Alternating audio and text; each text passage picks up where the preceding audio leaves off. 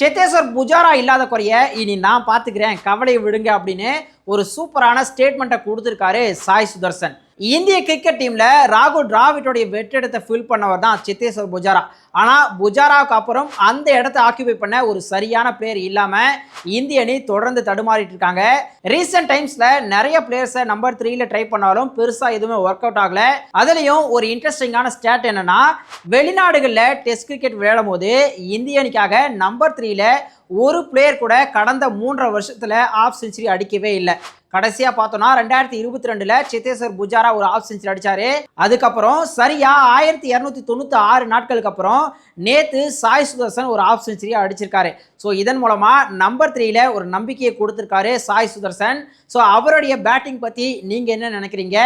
ஏற்கனவே முதல் டெஸ்ட்ல அவர் டெபியூட் ஆனாலும் கூட அடுத்த 2 டெஸ்ட்ல உட்கார வச்சுட்டாங்க. ஸோ சாய் சுதர்சன் தன்னோட இடத்த தக்க வச்சுப்பாரா? நீங்க என்ன நினைக்கிறீங்க? உங்களோட கருத்துக்களை மறக்காம கமெண்ட்ல சொல்லுங்க.